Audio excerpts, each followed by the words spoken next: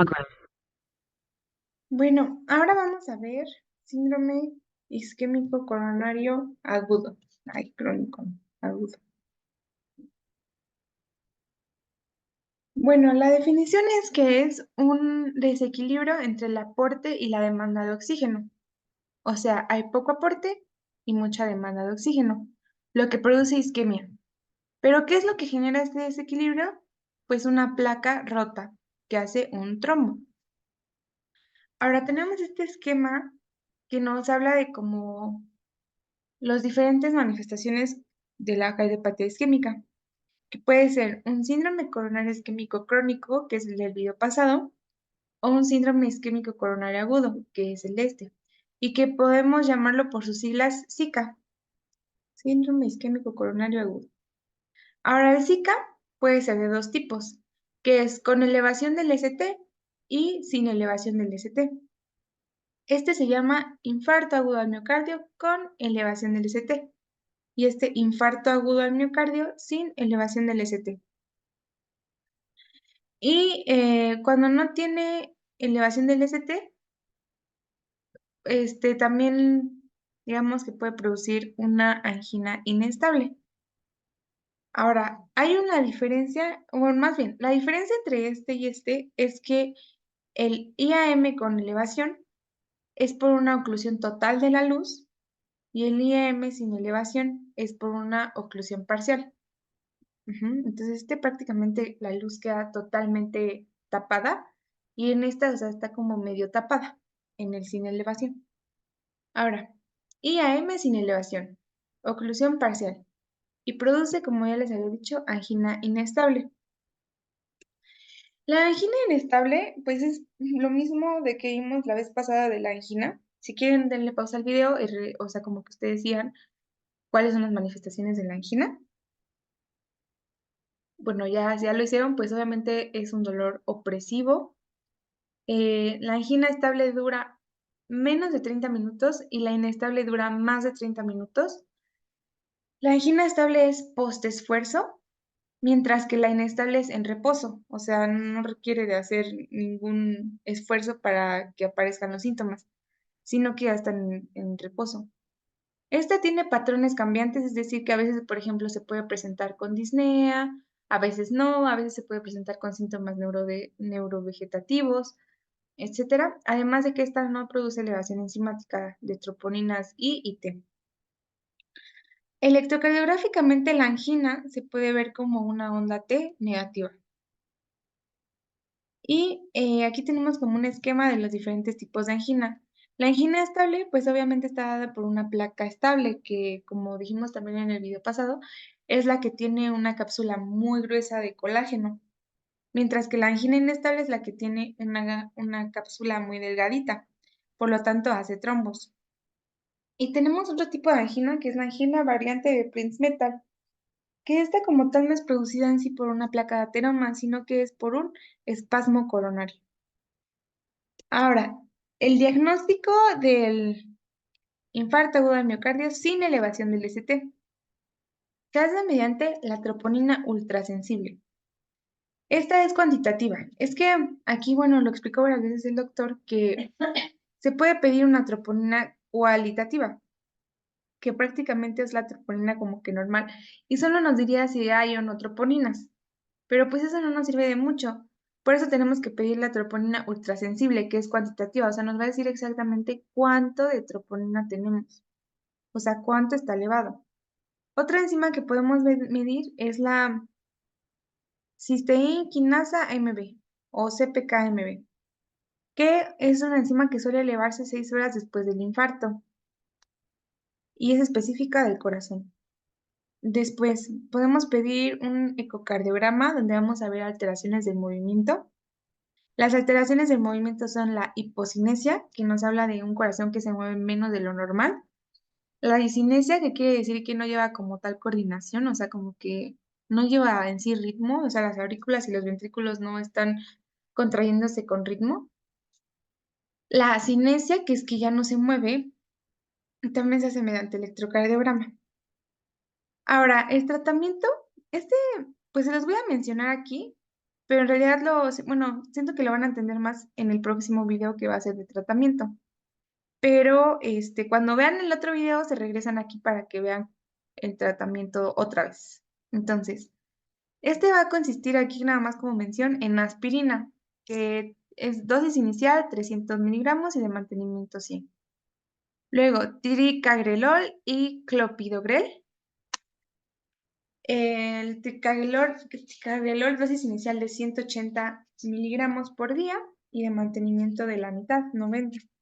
Y el clopidogrel es de 300 a 600 como dosis inicial y la de mantenimiento es de 75.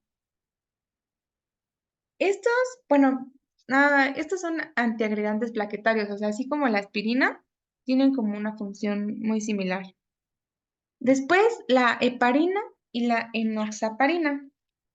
Estos son anticoagulantes. La heparina, la dosis es de 1 miligramo por kilo cada 12 horas por vía subcutánea y la enoxaparina es prácticamente la misma dosis, pero estas se utilizan en intervenciones, o sea, cuando hay procedimientos de cateterismos y todo eso. También hay que dar estatinas, que son la atorvastatina y la sorvastatina, que podemos resumir su dosis como 40 miligramos para cualquiera de estas dos.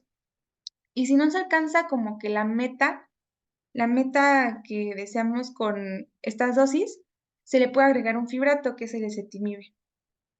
También podemos dar betabloqueadores, que son los de siempre, metoprolol, bisoprolol, carvedilol y la ivabradina también se puede utilizar.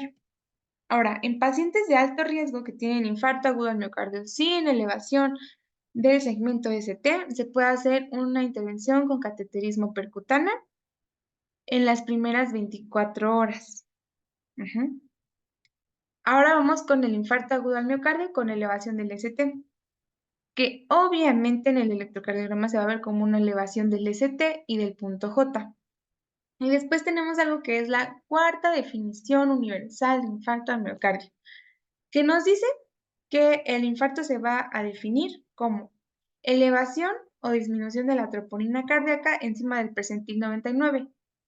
Como esto está muy ambiguo, es prácticamente 5 veces arriba de lo normal. Entonces, disminución o elevación de la troponina 5 veces encima de lo normal o abajo de lo normal, con al menos uno de los siguientes. 1. Síntomas. Aunque los pacientes que tienen diabetes mellitus pueden ser asintomáticos, que tengan onda Q patológica, si recuerdan la onda Q patológica indica necrosis, que también puede ser evidencia por imagen de pérdida de miocardio o movimientos de la pared anormales, o sea, evidencia por ecocardiograma prácticamente, o que haya evidencia de un trombo, por ejemplo, si se hace una angiografía, ahí se puede ver que hay un trombo. Y después tenemos esta clasificación que no tiene nombre, pero nos habla de, esta va a venir en el examen y nos habla de como que una clasificación para cada cosa que nos puede dar un infarto agudo al miocardio con elevación del ST. O sea, tipo 1 es un infarto agudo al miocardio, un IAMCES por ruptura de la placa ateromatosa. Luego, el tipo 2 es porque hay un desbalance entre la aporte y la demanda. O sea, esto yo lo entiendo como que prácticamente no hay como tal ruptura de la placa, pero empieza a crecer tanto, tanto, tanto que obstruye la luz completamente. Entonces, ese es el tipo 2. Luego, el tipo 3 es cuando hay muerte súbita. El tipo 4 se puede dividir en tres, A, B, C. A, cuando el infarto ocurre durante un procedimiento de angioplastía. B, cuando ocurre porque hay una trombosis de un stent. C, cuando ocurre porque hay una restenosis de un stent. O sea, O sea, pues sí, como este es como en un procedimiento de angioplastía y el B y el C son porque ya tienes un stent y como que no sirve y por eso te da un infarto, porque eso es lo que acaba ocluyendo la luz. Y el tipo 5 es por bypass, o sea, en una cirugía abierta de bypass, pues te da un infarto. Y ese es el tipo 5. Ahora aquí también vamos a ver síntomas de angina. Obviamente en todos los Zika vamos a ver síntomas de angina. Pero el infarto agudo al miocardio con elevación del ST La angina se va a caracterizar porque tiene síntomas neurovegetativos, disnea y dolor epigástrico. O sea, como que en esta tienen más frecuencia, o sea, porque eso se pueden ver en todas las anginas, pero como que aquí tienen como que más frecuencia.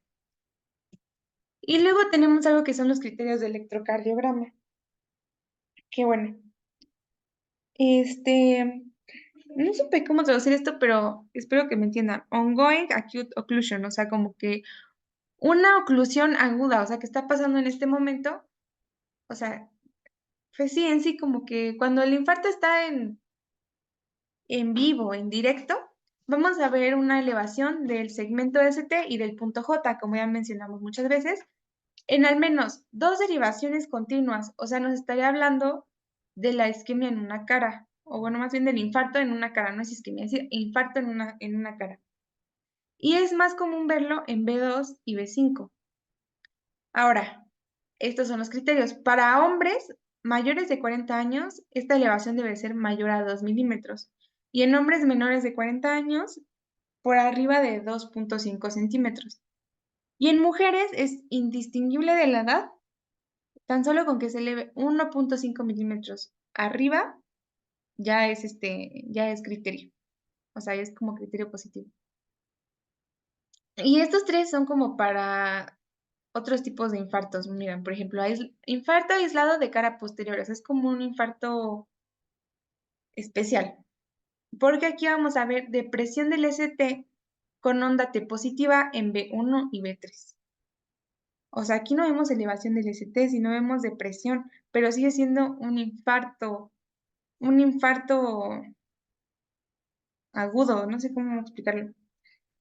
O sea, sigue siendo de este tipo, pero no lo vamos a ver como generalmente lo veríamos, como una elevación, sino que aquí hay depresión con onda T positiva en B1 y B3. Y aquí es importante tomar derivaciones extra que nos van a permitir ver la cara posterior con más detalle. Estas derivaciones son B7, B8 y B9. O sea, si recuerdan, las precordiales llegan hasta B6. Pero para poder tener una mejor visión de la cara posterior, bueno, no visión, pero como, pues, ustedes me entienden, como que mayor, pues para detectarlo mejor con el electrocardiograma vamos a poner derivaciones extra, que son B7, B8 y B9, que siguen la misma línea de las precordiales. O sea, pero se ponen otros electrodos, pues, para que me entiendan, para ver mejor la cara posterior. Luego, infarto del ventrículo derecho. Aquí también vamos a utilizar unas derivaciones extra, que son B3R y B4R, que son unos electrodos que se ponen del lado contrario de la derivación. O sea, donde pusimos a B3, del lado contrario vamos a poner otro electrodo que va a ser B3R. Y donde pusimos B4, del lado contrario vamos a poner otro electrodo que va a ser B4R. Y ya. Y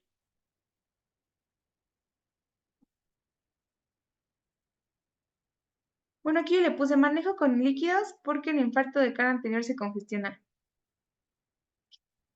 Bueno, dejen checo eso porque no sé por qué puse eso aquí, si esto es infarto de ventrículo derecho, pero lo voy a checar y ya se los digo el lunes.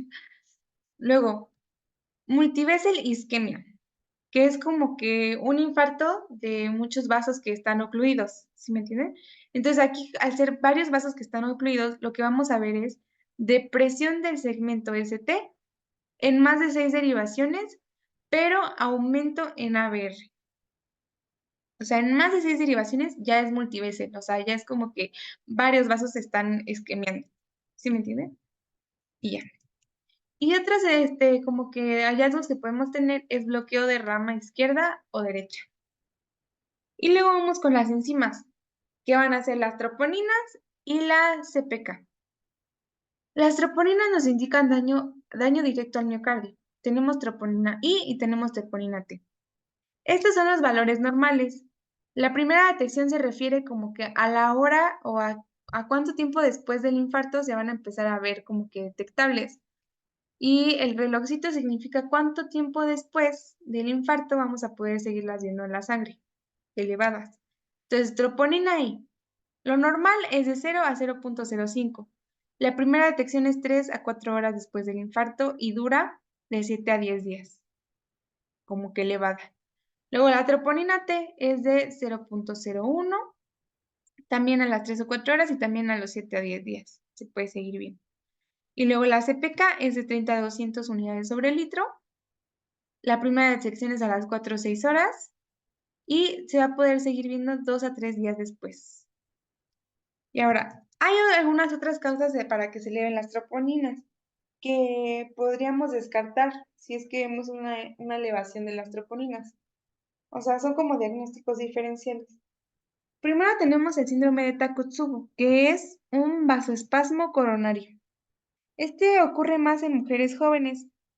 Y el profe nos contó una historia de que se llama síndrome de Takotsubo porque no me acuerdo si es en el electrocardiograma o en el ecocardiograma. Este síndrome hace como que una figura que parece una cazuelita, que es una cazuelita que se llama Takotsubo, que usan en Japón para guardar los pulpos. Y ya. También se pueden ver elevadas en contusión, o sea, por ejemplo, en un choque, contusión. Luego, en procedimientos, o sea, que hayan estado intervenido en un cateterismo o algo así, que haya tenido conversión eléctrica, o sea, son lo que usan las paletas en él, que haya tenido sepsis o algún otro problema infeccioso, en la esclerodermia, en pacientes que reciben quimioterapia y en hipo o hiperparatiroidismo. Paratiroidismo, no tiroidismo. Y luego tenemos la clasificación de Killip y Kimball, que nos habla como de ciertos signos y síntomas de falla cardíaca y la mortalidad que tienen los pacientes que empiezan a tener esas presentaciones. O sea, como que signos y síntomas, que ya tienen como cierto grado de mortalidad, ¿ok? Entonces, Kimball 1 es un paciente sin signos y síntomas de insuficiencia cardíaca izquierda. Aquí tenemos que la mortalidad es solo del 6%. El tipo 2 es cuando ya tiene estertores y crepitantes húmedos, tercer ruido o que aumenta la presión venosa yugular. O sea, prácticamente si tiene síndromes de insuficiencia cardíaca izquierda.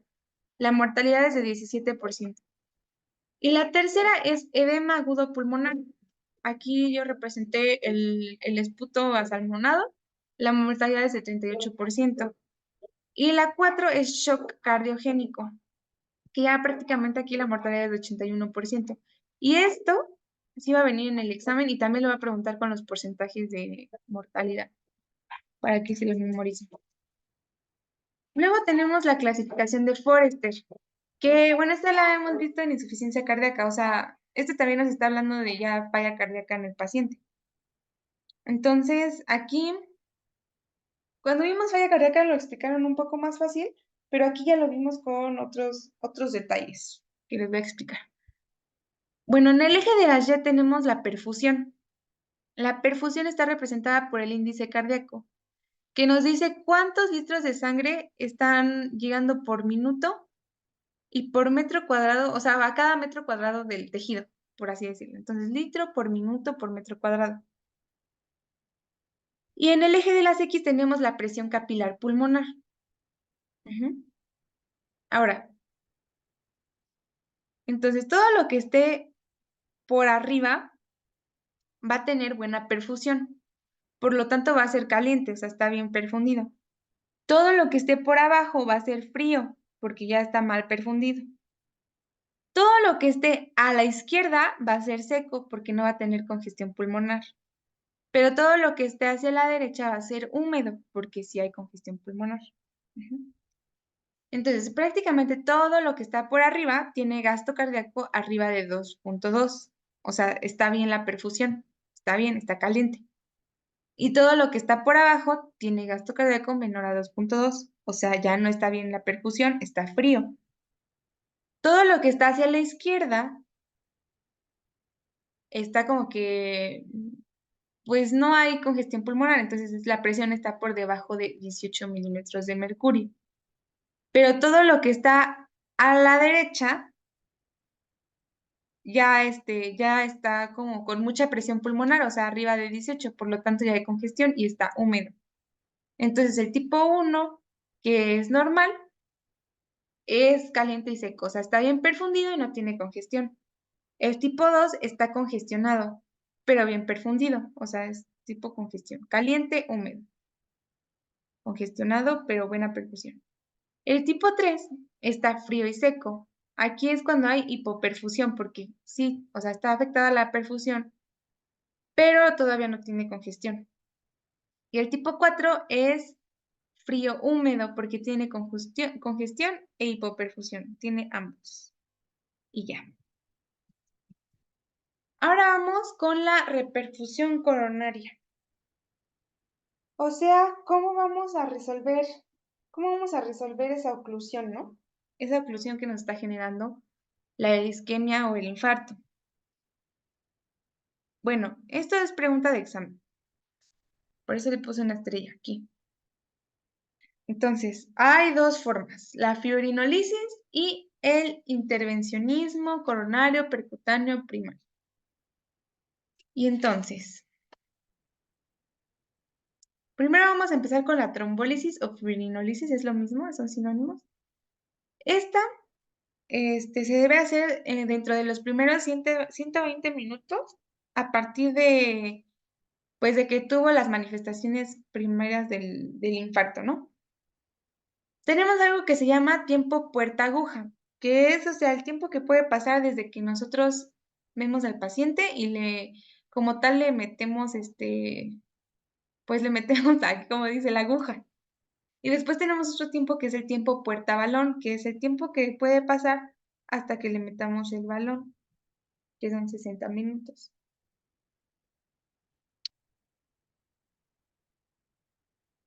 Ujú. Ay, esto no, como que no lo entiendo bien, ahora que me doy cuenta.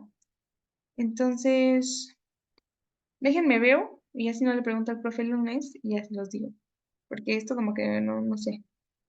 No sé por qué balón, si yo, según yo, como que la trombolisis es por una inyección.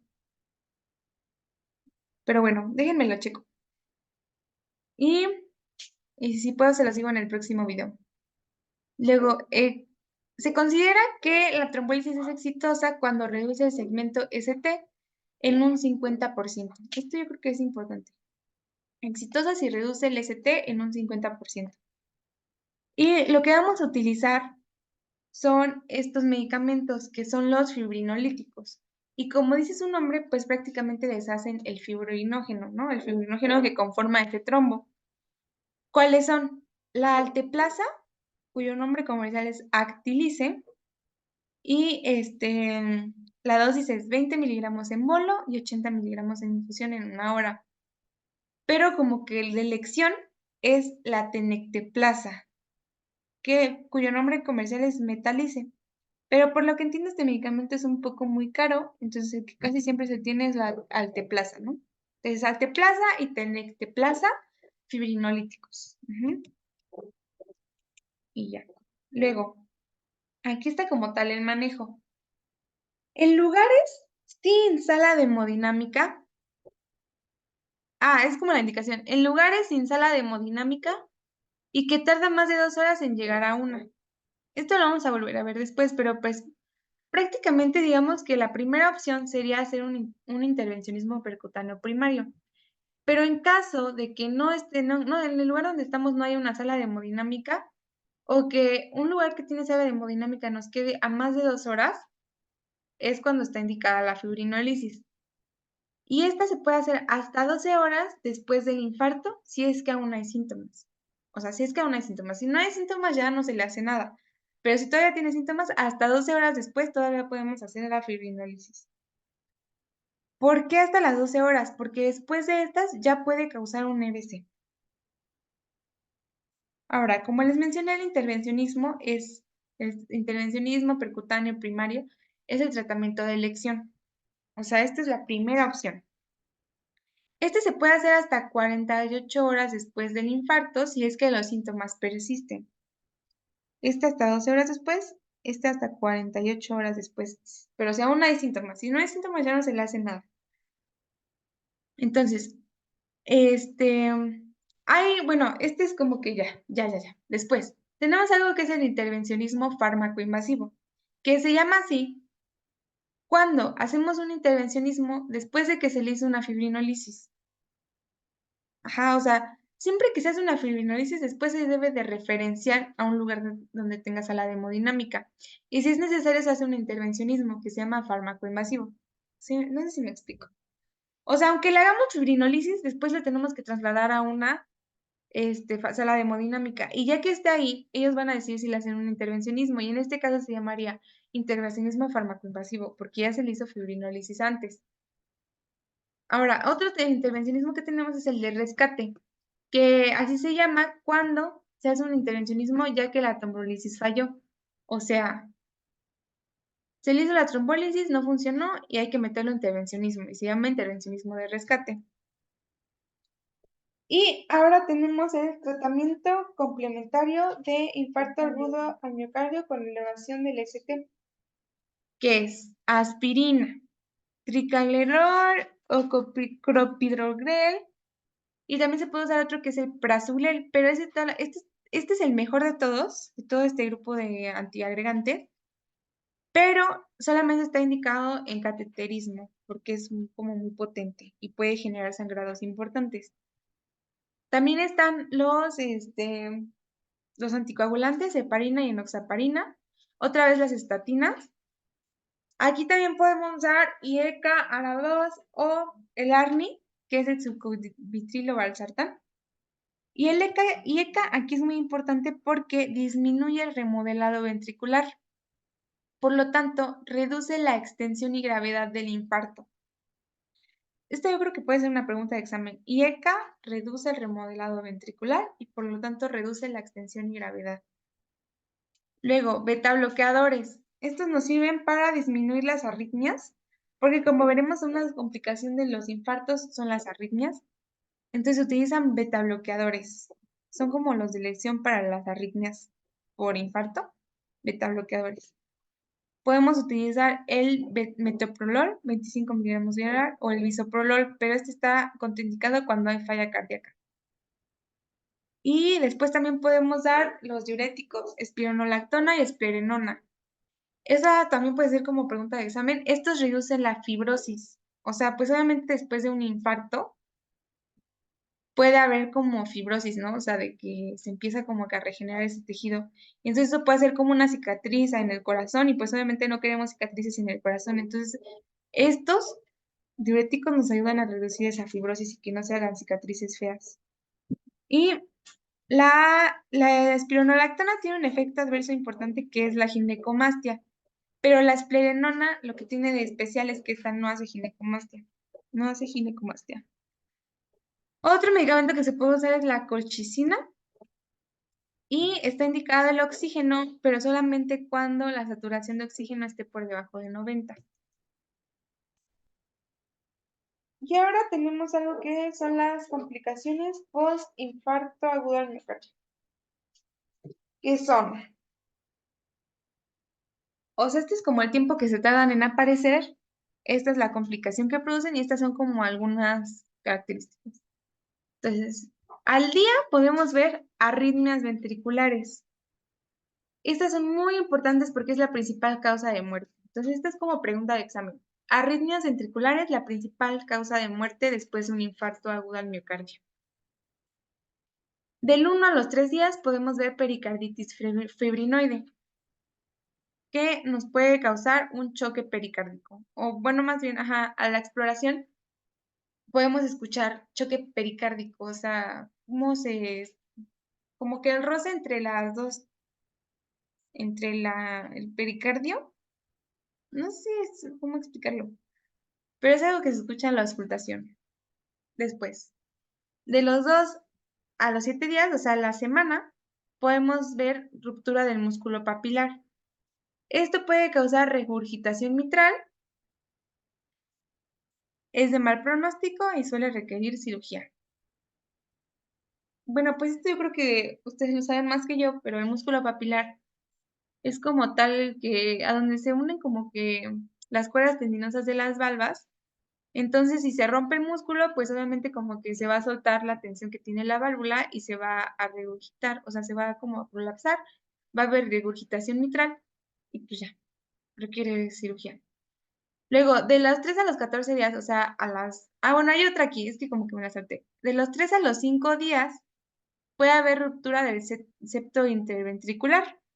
Esto es por degradación de los macrófagos. O sea, si esto es como, por ejemplo, si hubo un infarto en el septo, en la arteria septal o algo así, que causó una isquemia del septum, pues primero va a haber como que los macrófagos van a intentar como que esa lesión como que, ¿cómo decirlo? Como que taparla, ¿no? O sea, como que arreglarla. Pero a los 5 días los macrófagos empiezan a degradar y entonces esa degradación puede destruir como que ese taponcito que se hizo y por eso se rompe el septo. Y después de los 3 a las 2 semanas se puede ver pseudoaneurisma ventricular, o sea, el pseudoaneurisma así como que se abomba y se puede romper la pared del ventrículo izquierdo, donde nos daría un pericardio lleno de sangre que requiere cirugía. Luego, de semanas a meses, puede causar un verdadero aneurisma ventricular. Y de 6 a 8 semanas, causa algo que se llama síndrome de Dressler. Aquí no se alcanza a ver, pero dice pregunta de examen nacional. Entonces, a los, a los 2 meses produce síndrome de Dressler, que es un síndrome que se caracteriza por pericarditis fibrinoide, como esta, pero esta es de causa autoinmune. Y ya, síndrome de Dressler. Y ahora tenemos como que explicadas cada una de las complicaciones. Primero, arritmias ventriculares, que como les dije, es la principal causa de muerte. Aquí lo que vamos a poder ver en el electrocardiograma son ondas RS anchas en forma de tiburón y continuas. Ondas RS anchas, anchas, anchas, anchas y continuas. O sea, así como lo muestro aquí, se ve en el electrocardiograma. Esta es una taquicardia ventricular. Taquicardia ventricular. Ahora hay otra presentación que son las ondas sin forma. O sea, es como estas. Si no tienen forma, esta tiene forma de tiburón, taca, taca, taca. Estas no tienen forma, se ven así como lo puse aquí. Las hay de dos tipos, gruesa o fina. Gruesa, o sea, como que sí se ven más las ondas más arriba, así como más del mar. Y la fina como que se ve una rayita delgadita que va haciéndole como así, tic, tic, tic, tic. Aquí ya representé como que la sístole normal y aquí está como que las ondas sin forma, como que se va haciendo así, tic, tic. Y esto representa fibrilación auricular. Y se ven así sin forma porque como tal no hay contracción ventricular, o sea, como el profe siempre dice como que la fibrilación nomás es que está así como que temblando, temblando, temblando, pero nunca se contrae. Entonces, por eso es que las ondas se ven sin forma. Mientras que en la taquicardia ventricular, pues sí se alcanza a contraer, ¿no? O sea, aunque se va contrayendo mal, se alcanza a contraer. Después tenemos una manifestación especial de las arritmias, que es la de torsada de Pontes o torsada de puntas, o como se diga, que es una taquicardia ventricular polimórfica, que se ve así, o sea, es como bien característica, se ve así. Arriba, arriba, abajo, abajo, arriba, arriba, abajo, abajo, arriba, arriba y así. Arriba, abajo. Torsade de Pontes, taquicardia ventricular polimórfica. Arriba, arriba, abajo, abajo. Y esta se caracteriza, tiene una característica muy especial, que es la hipomagnesemia. Siempre estos pacientes se van a presentar con hipomagnesemia. Después tenemos la ruptura del músculo papilar. Como les dije, hace un prolapso valvular que hace que pierda su tensión con el músculo y por lo tanto hay congestión y edema agudo pulmonar. Y es altamente mortal. Después tenemos defecto del septum ventricular, donde aquí vimos como que la diferencia, que es cuando es congénito, como que está aquí, ¿no? O sea, como que así se forma el corazón, no hay septum entre los dos ventrículos y ya. Pero cuando es por isquemia prácticamente se hace un hoyo aquí, en el septum en medio. Luego, aneurisma ventricular izquierdo post-infarto agudo al miocardio. Aquí lo que vamos a ver es disinesia, o sea, movimientos opuestos a la contracción. Movimientos opuestos a la contracción. Vamos a ver un abombamiento. Ese es un aneurisma, un abombamiento. Y ese abombamiento se puede romper y es muy peligroso.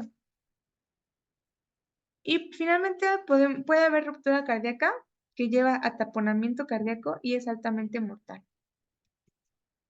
Y luego de aquí vamos con las guías. O sea, esta fue otra presentación que vimos, que es donde nos mostraba como que las guías internacionales para el manejo del Zika.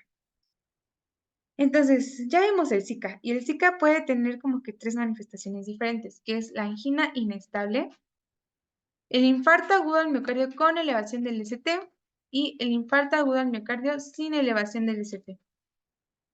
Y aquí él nos dio como que una mnemotecnia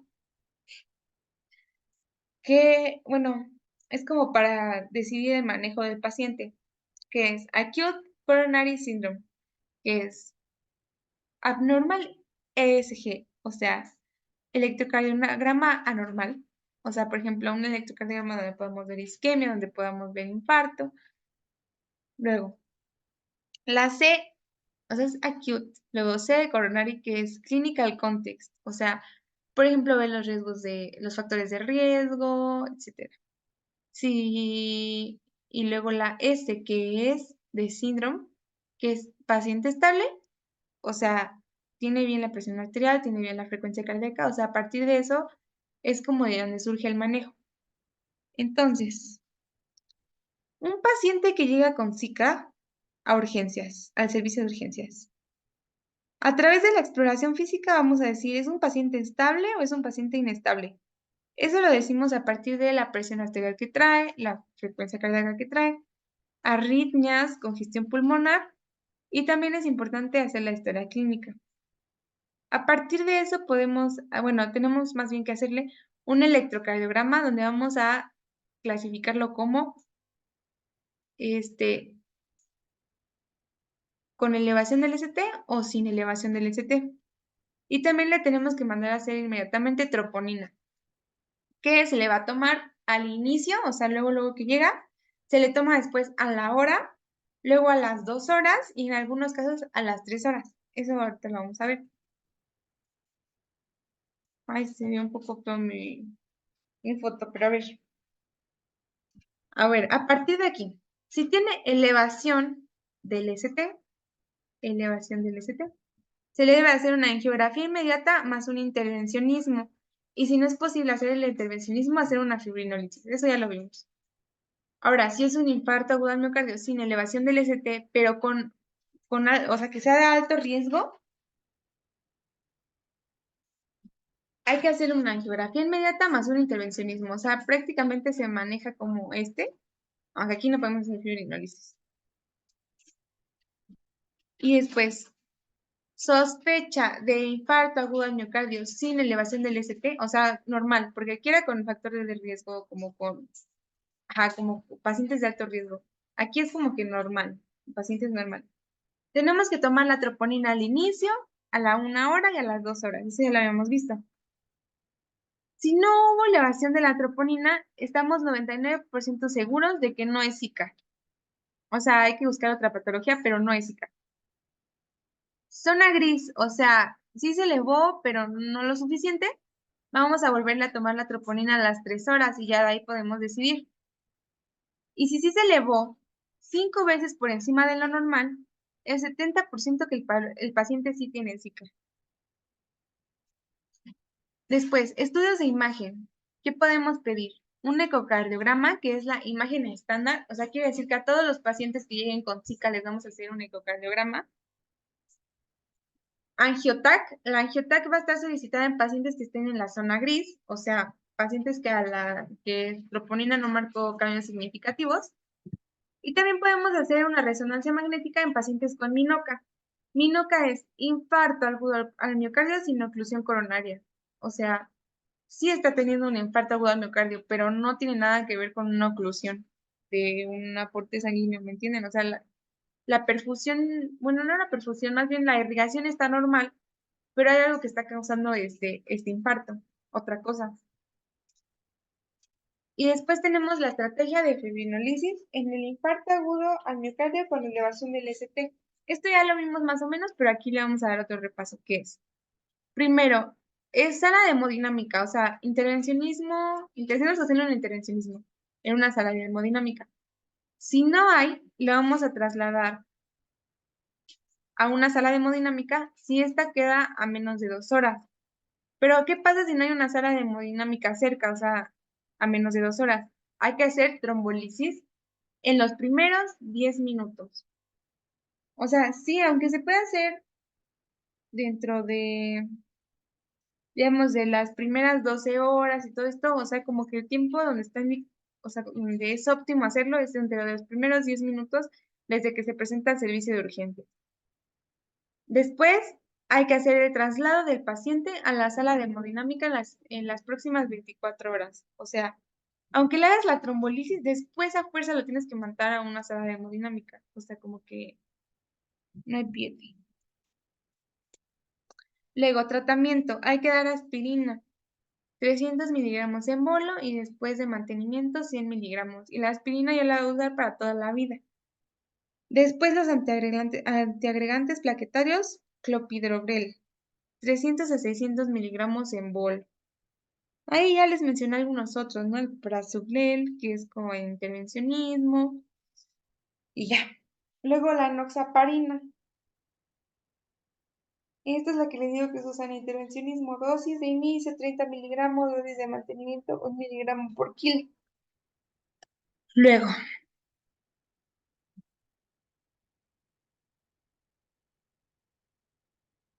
idealmente, se debe hacer en menos de 6 horas desde que empezó el cuadro, o sea, desde que empezaron los síntomas. Pero si ya no hay síntomas, no es necesario trombolizarlo, ¿ok? Si hay síntomas aún, se puede hacer hasta las siguientes 12 horas. O sea, lo ideal es antes de las 6 horas, pero se puede hacer hasta las 12 si es que aún hay síntomas. Pero ya no después de las 12 porque, como les dije, hace EBC. Luego, tenemos la estrategia para el infarto agudo al miocardio sin elevación del ST. Entonces, en pacientes que tengan una falla cardíaca importante, o que tengan inestabilidad, ya sea hemodinámica, o sea, que esté en choque cardiogénico, o eléctrica, o sea, que tenga arritmias, hay que hacer intervencionismo inmediato, no importa el tiempo, o sea, si se tarde 10 horas en llegar a una sala de hemodinámica, no lo podemos tratar en otro lugar que no sea una sala de hemodinámica, entonces hay que mandarlo a hacer un intervencionismo. Luego, si hay cambios dinámicos del ST, o sea, que esté subiendo, que esté bajando, o sea, como que muy importante, tenemos que hacer un cateterismo en las primeras 24 horas. Y si no tiene riesgo, podemos hacer un intervencionismo electivo. O sea, estos son los factores que hacen que tenga riesgo. Es de lo que les mencionaba acá arriba. De IAM sin elevación del ST, con factores de riesgo, angiografía inmediata más intervencionismo. O sea, estos son. ¿Cuáles son los factores de riesgo? Falla cardíaca importante, inestabilidad hemodinámica o eléctrica. Cambios dinámicos en el ST, o sea, es como una situación especial, que el ST esté arriba, para abajo, para arriba, para abajo. Podemos hacer el cateterismo en las primeras 24 horas, no tiene que ser forzosamente inmediato. Y si no tiene estos factores de riesgo, el intervencionismo puede ser electivo, o sea, prepararnos, pues, no requiere nada de urgencia. Ahora, ¿qué anticoagulante se utiliza en la sala de hemodinámica?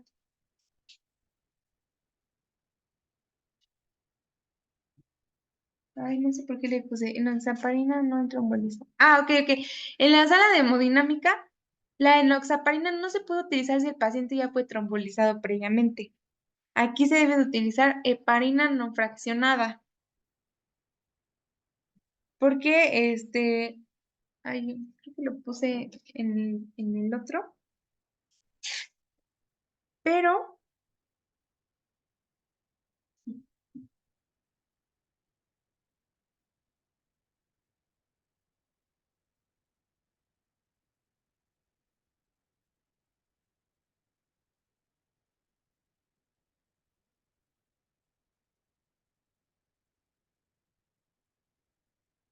sí, la enoxaparina puede hacer trombos. Sí, ya, después. Ay, no, es que hace rato les dije que la enoxaparina se utilizaba como en intervención. A ver, déjenme ver. Creo que lo dije por aquí. Enoxaparina Bueno, déjenme ver eso. Pero no, ya vi que la enoxaparina, olviden lo que les dije, no se usa en intervención. Disclaimer, la enoxaparina no se utiliza en intervención. No sé por qué ahí le puse que sí. Déjenme verlo. Pero bueno, hasta aquí le voy a poner una nota. Pero bueno, ya. Después, antiagregante. Aquí podemos, bueno, la aspirina es obligatoria, o sea, se le da a todos los pacientes de cajón, o sea, a todos los que tengan hepatitis isquémica de cualquier tipo de aspirina, siempre toda la vida. Para hacer la trombolisis podemos utilizar clopidogrel o ticagrelor y en sala de hemodinámica prasugrel. Como les dije, el prasugrel puede ser como que sangrados importantes, por eso no se puede dar en trombolisis, solamente en hemodinámica. Dosis inicial 60 miligramos y dosis de mantenimiento 10 miligramos. Y en pacientes que tengan más de 75 años o menos de 60 kilos, hay que usar la mitad de la dosis, 5 miligramos. Y en complicaciones, cuando estamos en la sala de hemodinámica, podemos utilizar tiropiban.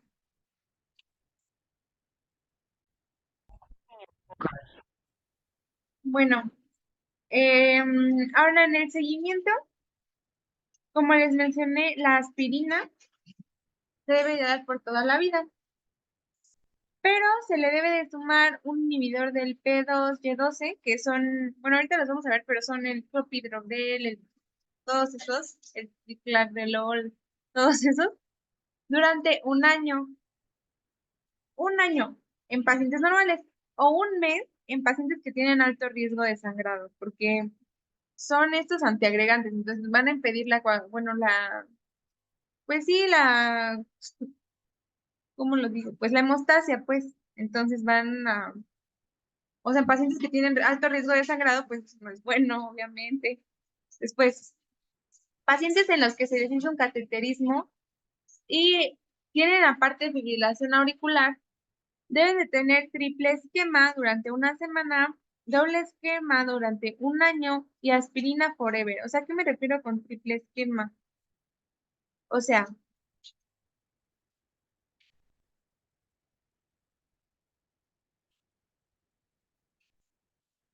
un anticoagulante, un antiagregante y la aspirina.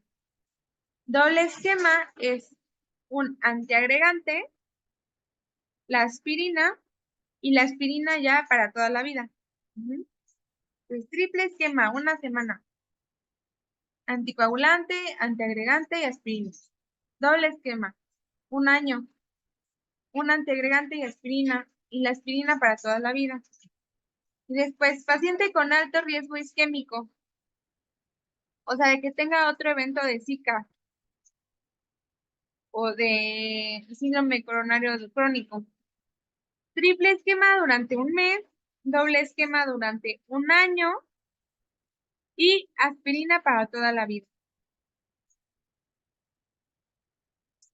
Y luego tenemos como que algunas cosas especiales que son el choque cardiogénico, que se da del 11 al 14% de los pacientes con Zika. Y la mortalidad es muy alta, es de 42%.